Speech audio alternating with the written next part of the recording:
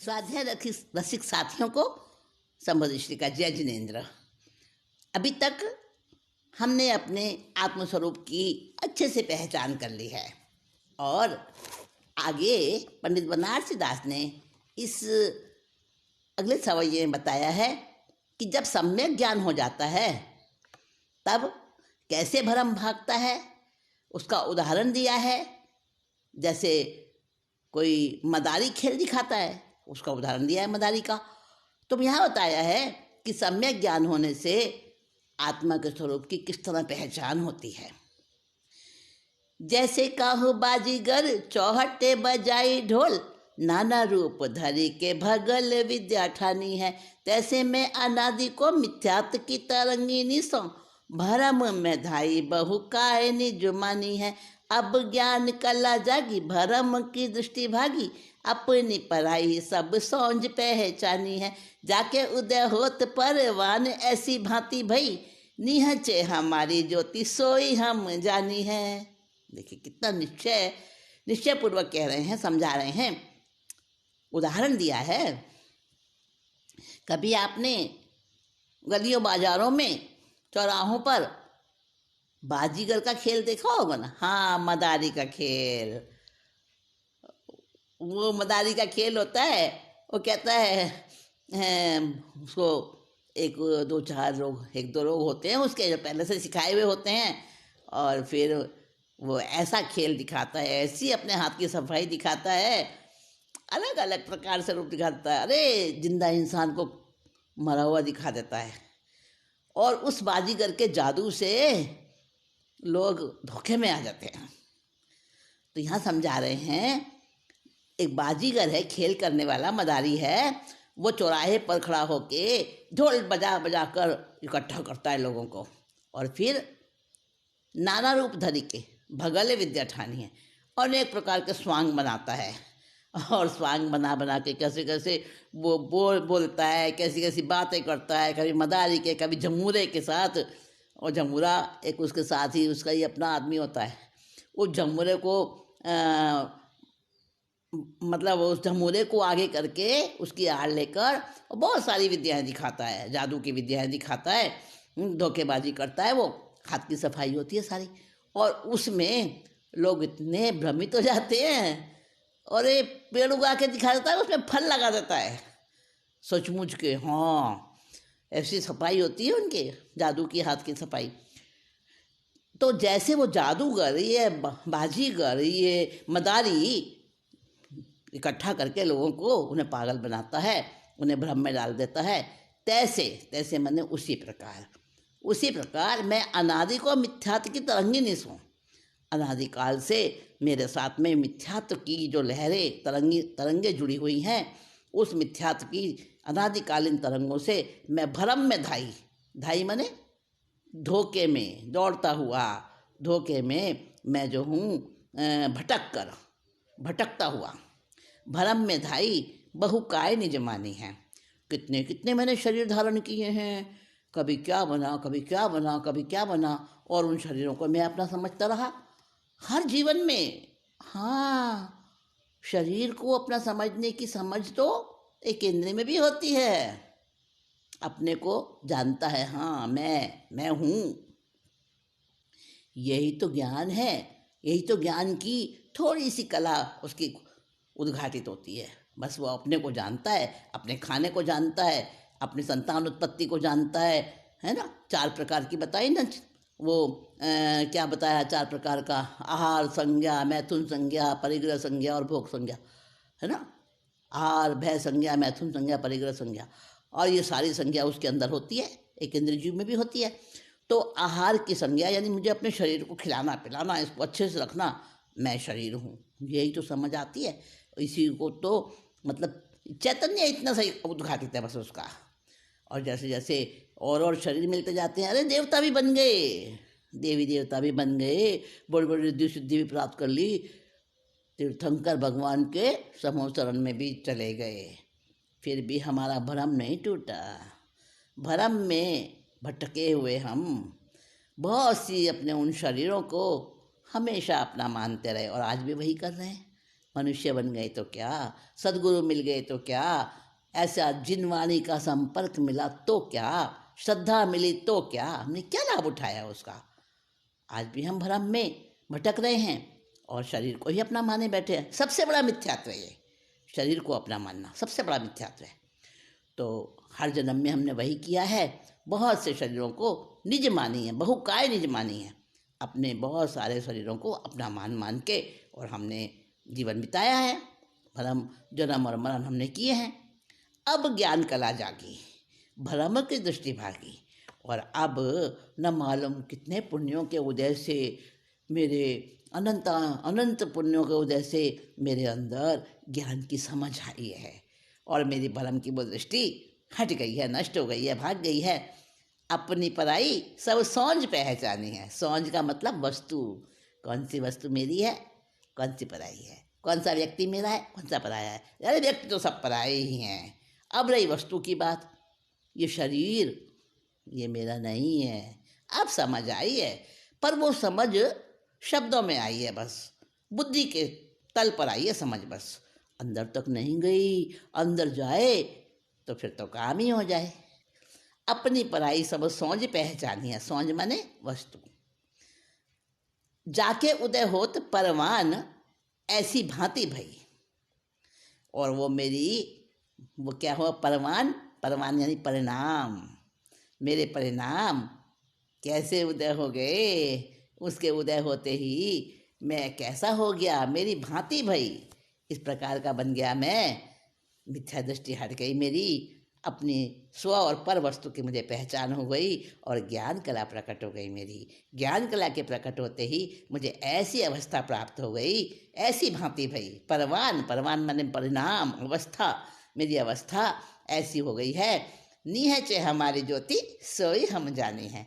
निश्चय पूर्वक हमारी जो असली ज्योति जो थी, असली जो हमारी ऐश्वर्य, हमारा अपना खजाना, हमारे अंदर कितनी शक्तियाँ भरी हैं, वो मैंने पहचान लिया है, वो मैंने पहचान लिया है। अब ज्ञानी अपने आत्म अनुभव का विचार किस प्रकार से कर रहा है, जब ज्ञानी हो जाता है, जब उसे समझ आती है, समझ दृष्टि जीव बन जाता है वो, तो वो कैसे अपने आत्म अनुभव में क्या विचार करता है। जैसे महारतन की ज्योति में लहरी उठे जल की तरंग, जैसे जलीन होए जल में, तैसे शुद्ध आत्म दरब पर जाए करी, उपजे बिन से थिर रहे निज थल में। ऐसे अविकल्पी अजलपी अनंत रूपी, अनादि अनंत गही लीजे एक पल में। ताको अनुभव कीजे परम पीयूष पीजे, बंद को विलास डारी दीजे पुद्गल में। देखिए क्या विचार करता है सम्यक दृष्टि जीव। अपने अनुभव, जब उसमें अंदर का अनुभव आता है, स्वयं की पकड़, अपनी अपनी अपनेपन की दृष्टि हो जाती है अपनी आत्मा के अंदर, तो क्या उसके विचार बनते हैं। जैसे महारत्न की ज्योति में लहरी उठे, कोई बड़ा भारी कोई रत्न है, हीरा है, मानक है और असली है वो, आजकल तो नकली मिलते हैं ना, असली है, उत्तम रत्न है, और उसकी जो ज्योति होती है उसमें चकाचौंध लहरें सी उठती है, तरंगें सी उठती हैं, उसमें ज्योति की चकाचौंध उठती है।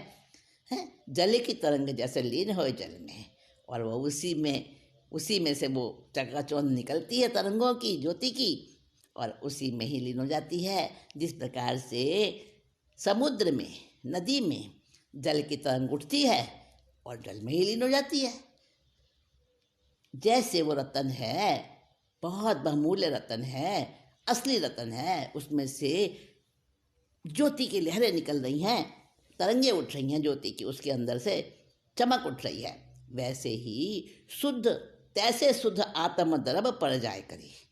जो शुद्ध आत्म द्रव्य होता है उसकी पर्याय भी शुद्ध होती हैं, और वो तरंगे उठती हैं, उसी में उठती हैं और उसी में लीन होती हैं।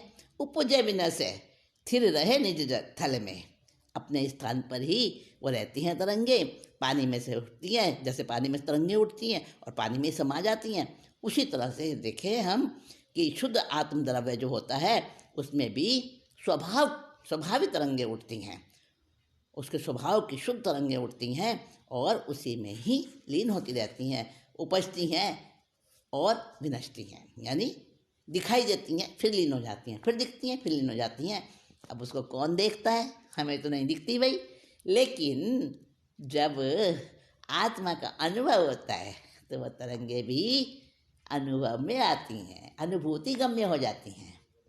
ऐसे अविकल्पी अजल्पी आनंद रूपी, ऐसे अविकल्प निर्विकल्प अजल्पी जिसको कहा नहीं जा सकता, तो ऐसा निर्विकल्पी और वाणी से अगोचर आनंद रूप वाला क्या होता है? ऐसा आनंद होता है, ऐसा अनंत सुख होता है, अव्यवहार सुख होता है, अमूर्त सुख होता है।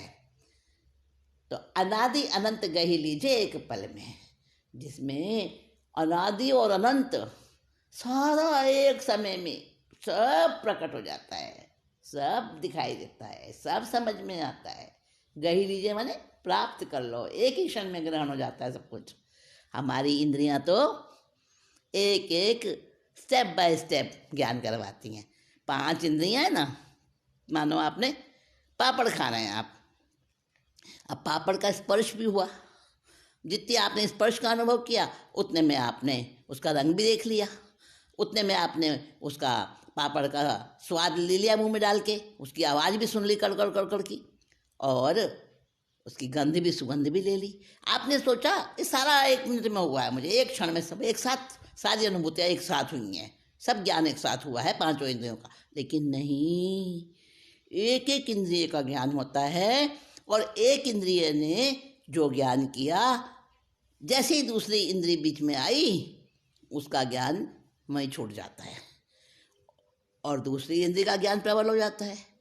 फिर तीसरी इंद्रिय का ज्ञान हुआ, वो दूसरी इंद्रिय का भी छूट गया, पहली का भी छूट गया, दूसरी का भी छूट गया। अब वो हमें लगता है कि सारा ज्ञान हमने एक साथ किया, लेकिन वो क्रम क्रम से होता है। इस बात का आगमों के अंदर सारी प्रोसेस बताई है, सारी प्रोसेस बताई है। नंदी सूत्र देखिएगा आप, नंदी सूत्र के अंदर उदाहरण दिया है, जब कुम्हार के द्वारा वो बनाया जाता है ना शकोरा, और फिर वो गरम गरम शकोरा जिस समय आवे में से निकाला जाता है, और उस पर एक एक एक एक बूंद पानी क्रम से डाली जाए, तो पहले तो वो सूखती जाती है, सूखती जाती है, सूखती जाती है, फिर उसमें डालते रहो डालते रहो डालते रहो एक एक बूंद, और उसके बाद वो धीरे धीरे उस पूरे शकोरे को गीला करती है अंदर से, फिर बाहर से भी गीला करती है, फिर उसके बाद वो बूंद उसमें ठहरनी शुरू हो जाती है, एक एक एक बूंद उसमें रुकती है, ठहरती है, और ऐसे करते करते जब वो शकोरा पूरा भर जाता है, जितनी देर उस शकोरे को भरने में लगी उतनी सारे पुद्गल, जब एक नींद में सोए हुए व्यक्ति के कान में कोई आवाज़ आती है, कोई उसको जगाता है आवाज़ देख के उसका नाम लेके, तो जितने समय में वो शकोरा पूरा भर गया बूंद से, एक एक बूंद डालते डालते, उतनी देर में तो वो हूँ करता है सोया हुआ व्यक्ति, और तब भी उसे ये पता नहीं होता मुझे कौन बुला रहा है, बस कुछ है ऐसा उसको लगता है। अवग्रह इहा अवाय धारणा, इन सब चीज़ों से गुजर के फिर वो मति ज्ञान हमें प्राप्त होता है। बड़ी प्रोसेस होती लंबी उसकी, ऐसे ही हम आँख से कुछ देखते हैं फट से देख लिया, नहीं, उसकी पूरी प्रोसेस ज्ञानियों ने बताई है, आज तो साइंटिस्ट भी बता रहे हैं। तो बहुत लंबी प्रोसेस होती है उसकी, और हमें पता नहीं चलता, हमें लगता है मिनट में हमें सब कुछ पता चल गया। तो ये एक एक इंद्रिय क्रम से ज्ञान करती है, और पूरा नहीं होता वो ज्ञान, इंद्रियों का ज्ञान झूठा भी होता है, आंखों से देखा हुआ भी झूठा हो जाता है, कानों से सुना हुआ भी गलत हो जाता है। तो इंद्रियों का ज्ञान भी झूठा हो जाता है, पर हम उसी को मानते हैं सही, और उसी में लगे हुए हैं, उसी में तल्लीन हो रहे हैं।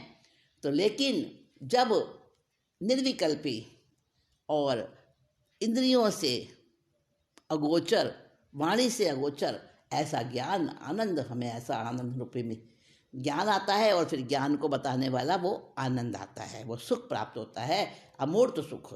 जब वो प्राप्त होता है तो अनादि और अनंत एक पल में ही सारा कुछ ग्रहण हो जाता है। ताको अनुभव कीजिए परम पीयूष पीजे, और उस अनुभव को करता रहता है ज्ञानी, सम्यक दृष्टि जीव। और परम आनंद का अमृत, पीयूष माने अमृत, वह पीता रहता है। बंद को विलासदारी दीजिए पुद्गल में। और वो ये सलाह देता है कि आप भी निर्विकल्प अनुभव को, निर्विकल्प उस ज्ञान को, निर्विकल्प उस सुख को प्राप्त करो, उस आनंद को प्राप्त करो और उस अनुभव को प्राप्त करो, उसका महा अमृत पीते रहो। और बंद को विलास यानी बंद का जितना भी सारा ताम झाम है उसको पुद्गल का पुद्गल में ही डाल दो। अपने माथे लेने की जरूरत ही नहीं, फालतू का सिर दर्द है। कर्म का काम है, कर्म अपने आप, पुद्गल अपने आप अपना देखेगा। तो हमने जो पुद्गल को ओढ़ रखा है, अपने ऊपर आरोपित कर रखा है कि मैं ही कर्म का करता हूँ, हटा दो इस भ्रम को। ये भ्रम है, झूठा भ्रम है। और अपने अंदर आत्मा में रम जाओ। आत्मानुभव की प्रशंसा कर रहे हैं कि आत्मा का अनुभव ऐसी चीज है जिसकी बराबरी कोई कुछ नहीं कर सकता। दरब की नए पर आए नए दो, शुद्ध ज्ञान रूप शुद्ध ज्ञान तो परोक्ष है। शुद्ध परमात्मा को अनुभव प्रकटता ते अनुभव विराजमान, अनुभव अदोख है। अनुभव प्रमाण पर भगवान पुरुष पुराण ज्ञान और विज्ञान घन महासुख पोख है। परम पवित्र यो अनंत नाम अनुभव के, अनुभव बिना न कहूँ और ठोर मोक्ष है। देखो अनुभव कोई मोक्ष बता रहे हैं। हाँ, मैं आपको अर्थ समझाती हूँ। दरब की न पर जाए न दो। एक इंद्रिय और मन परोक्ष ज्ञान कराते हैं। 5 इंद्रियों से और मन से जो आश्रित ज्ञान होता है, ये इन्फॉर्मेशन जो हमें अंदर में जाती है, ये अमुक चीज़ है, ये अमुक रंग है, ये अमुक स्वाद है, ये सारा इंद्रियों से होने वाला मन और इंद्रियों के आश्रित जो ज्ञान है, ये परोक्ष ज्ञान है। श्रुति ज्ञान जितना भी है ये परोक्ष है। मति ज्ञान और श्रुति ज्ञान परोक्ष ज्ञान में आते हैं। तो द्रव्यार्थिक और पर्यायार्थिक 2 प्रकार के नए जो हैं वो श्रुति ज्ञान है। दोनों नए श्रुति ज्ञान है, द्रव्यार्थिक और पर्यायार्थिक। और श्रुति ज्ञान जो है वो परोक्ष प्रमाण है, प्रत्यक्ष तो है नहीं। प्रत्यक्ष तो अवधि ज्ञान है, मन प्रिय ज्ञान है और केवल ज्ञान है जो आत्मा से डायरेक्ट होता है। तो द्रव्यार्थिक और पर्यायार्थिक ये दोनों नए श्रुति ज्ञान वाले हैं। कहा ना, दरब की नए यानी द्रव्य नए, द्रव्यार्थिक नए, परजाय नए यानी पर्यायार्थिक नए। ये दोनों प्रकार की जो मुख्य 2 ही भेद हैं नए के, ऐसे तो बहुत सारे हैं। तो मूल में 2 भेद हैं नए के, द्रव्यार्थिक और पर्यायार्थिक नए। तो द्रव्यार्थिक नए और पर्यायार्थिक नए दोनों ही श्रुति ज्ञान रूप हैं। और श्रुति ज्ञान तो परोक्ष ज्ञान कहलाता है। शुद्ध परमात्मा को अनुभव प्रकटताते, अनुभव विराजमान, अनुभव अदोख है। अदोख का मतलब निर्दोष, अ माने नहीं, दोख माने दोष। जहाँ दोष नहीं है निर्दोष है। शुद्ध आत्मा से जो होने वाला ज्ञान है उसमें किसी का आश्रय लेने की जरूरत नहीं होती, वो शुद्ध है। और परमात्मा का वही अनुभव है, वो प्रत्यक्ष प्रमाण है। इंद्रियों से होने वाला, मन से और इंद्रियों से होने वाला प्रत्यक्ष नहीं, परोक्ष प्रमाण है। और शुद्ध परमात्मा का अनुभव जो होता है प्रत्यक्ष प्रमाण है। देखो, गुरु ने शिष्य को समझाया, जैसे कि पंडित बनारसी दास हमें समझा रहे हैं। तो गुरु ने शिष्य को समझाया, भाई देखो ऐसे आत्मा का अनुभव होता है, प्रत्यक्ष अनुभव होता है, वो परम सुख होता है, परम आनंद होता है। शिष्य ने कहा, बुद्धि तो ग्रहण कर रही है पर गले नहीं उतर रहा, समझ नहीं आ रहा। और जब उसने विधि पूर्वक जैसे जैसे गुरु ने बताया वैसे वैसे उसने किया और उसको उस प्रकार के अभ्यास पूर्वक करने से उसको अनुभूति हुई, तब उसको प्रत्यक्ष हो गया ना। हाँ, गुरु कहते थे वो सही है। किसी ने बताई, मैंने झूठी जानी, जब खुद अनुभव करी तो सच्ची मानी। तो वह प्रत्यक्ष अनुभव आत्मा का वही प्रमाण है, वही सबसे सच्चा प्रमाण है। तो शुद्ध परमात्मा को अनुभव प्रकटताते, जब उसको अनुभव प्रकट होता है, ताते माने उससे जो अनुभव विराजमान है शुद्ध अनुभव हो रहा है, वो अनुभव अदोष है, निर्दोष अनुभव है, और वो एकदम प्रत्यक्ष प्रमाण है। वो अनुभव प्रमाण यानी वही अनुभव प्रमाण है। भगवान पुरुष पुराण, उसी को भगवान कह दो, उसको पुराण पुरुष कह दो, ज्ञान और विज्ञान घन कह दो, ज्ञान घन विज्ञान घन कह दो। महासुख पोख है, महासुख पोख, पोख माने पोषक, महासुख को पोषण करने वाला है वो। कितने नाम दे दो उसको। परम पवित्र यो अनंत नाम अनुभव के, परम पवित्र भी कहते हैं उस अनुभव को। कितने सारे उस अनुभव के नाम है, प्रत्यक्ष अनुभव के। अनुभव बिना ना कहूँ और ठोर मोक्ष है, उस अनुभव के बिना कहीं और स्थान पर मोक्ष है ही नहीं। हाँ होगा, सर्वज्ञों की बात झूठ नहीं हो सकती, होगा मोक्ष, वो सिद्धिशिला भी होगी, वो सब कुछ होगा, लेकिन मुझे प्रत्यक्ष नहीं है। और मुझे अभी प्रत्यक्ष हो सकता है अपने अंदर में, अपने आत्मा में। अगर मैं प्रत्यक्ष उसको कर लूँ तो उससे बड़ा प्रमाण क्या है, उससे बड़ा प्रमाण कुछ है ही नहीं मेरे पास। तो कह रहे हैं कि अनुभव के अभाव में, अनुभव के अभाव में कुछ भी नहीं है, और संसार निस्सार है, और अनुभव का सद्भाव है, वही मोक्ष है। अब इसको एक दृष्टांत द्वारा समझाएंगे, वो दृष्टांत अगली बार करेंगे हम, ज़्यादा लंबा नहीं खींचना। अगली बार वो दृष्टांत बताऊंगी आपको, और उसके साथ साथ ये अनुभव वाली बात भी आगे चलेगी। आज इतना ही कहकर विराम लेते हैं।